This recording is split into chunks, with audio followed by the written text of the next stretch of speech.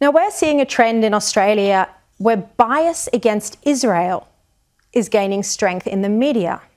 There's even a petition supported by the media union trying to change the way that the media reports on Israel and to be less friendly at that. This is despite the fact Israel has a new leadership team in place. This bias against Israel has its strongest foothold in the ABC, even with journalists in senior leadership positions. They denigrate Jewish groups by calling them the Israel lobby. The ABC, of course, as we know, is meant to be objective, funded by the taxpayer for all Australians. But the ABC is not for Jewish Australians. I don't want to give anyone in particular any publicity here, but it is extraordinary to think that one of these people now at the ABC, leading this campaign, was ever appointed a Middle East correspondent at News Corp's The Australian, a newspaper that has always been a supporter of Israel and Jewish people. That appointment was a mistake, and the editors responsible for it probably know that and should admit it. What's particularly outrageous is that some of these people, the people at the ABC, white, non-Jewish men, are trying to tell Jews what is and what isn't anti-Semitism.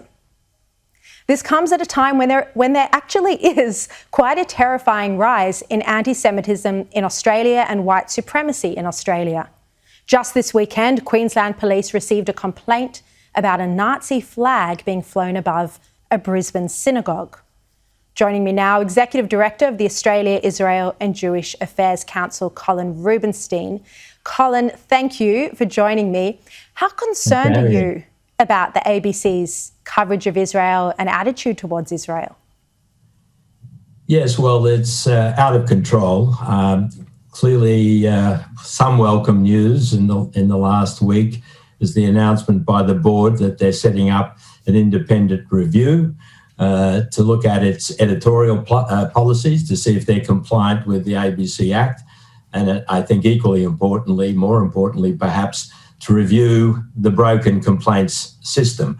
What many have been arguing for a long time is the need for a proper external independent complaints review system, because the number of complaints in recent years, for very good reason, dramatically increased, and the current internal system, effectively with the ABC judging itself, its judge and jury, seen to be clearly totally inadequate.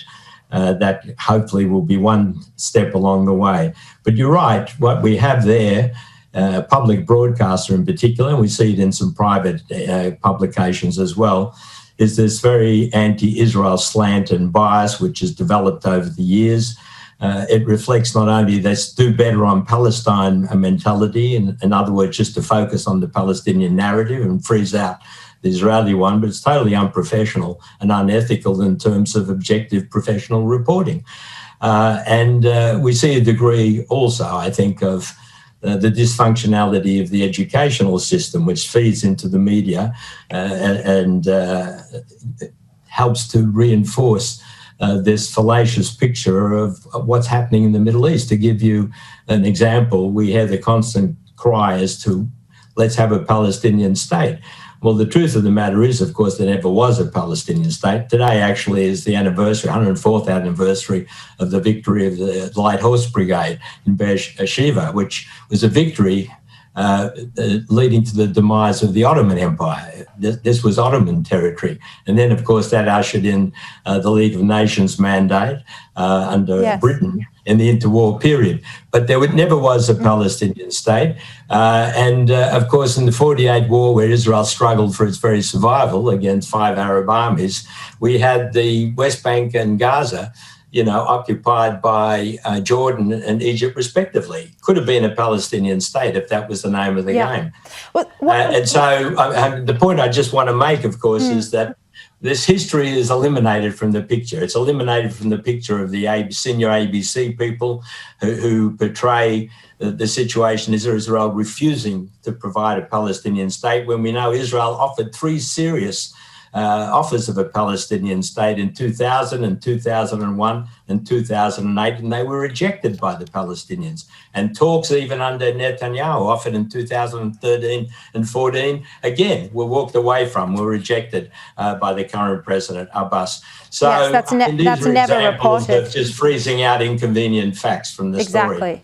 Look, and Colin, this comes at a time when the Israeli Defence Minister, Benny Gantz, announced a ban on 6 Palestinian NGOs for their close links or alleged close links to the Popular Front for the Liberation of Palestine terrorist group. They're even accused of supplying them with funding. I mean, I've done some reporting on this space in the past where Australian government funding ended up in aid groups that in turn supported the families of terrorists. And yet, you know, this, according to Benny Gantz, this is still going on, but that doesn't get reported. Do we need to re-examine, do you think, where Australian funding is going? Yes, well, we certainly do, but Australia is consistently doing this, and the Australian government, to give it credit, has done a number of very positive things in the recent past. In particular, it refused to go to that anti-Israel hate fest, the Durban 4 conference that took place in New York in September. And it was this Durban strategy of 2001, of course, which is the latest attack on the very existence of the Jewish state, demeaning it and defaming it as allegedly apartheid, genocidal, ethnic cleansing, and all the rest of it. This is the name of the game to actually destroy the existence of Israel. And so these 6 groups named by Defence Minister Gantz are accused of providing very serious funding to the PFLP, a terrorist group, as well as there's a crossover of personnel between the groups. This is not to say Palestinians shouldn't get aid. The fact is that these groups are siphoning off genuine aid and human rights causes for the sake of a terrorist organisation. There are 100 other Palestinian organisations that do provide aid, but these groups certainly need to be looked at. The Australian government now is also looking at whether it'll take on the recommendation of the Parliamentary Joint Committee on Intelligence Security to ban all of Hezbollah and all of Hamas. Hamas, of course, which is certainly backed by Iran. Australian government needs to look more closely at the Iranian hand across the Middle East, the way in which it's fueling the conflict in backing Hamas and the recent war in May, for example, as well as Hezbollah in Lebanon.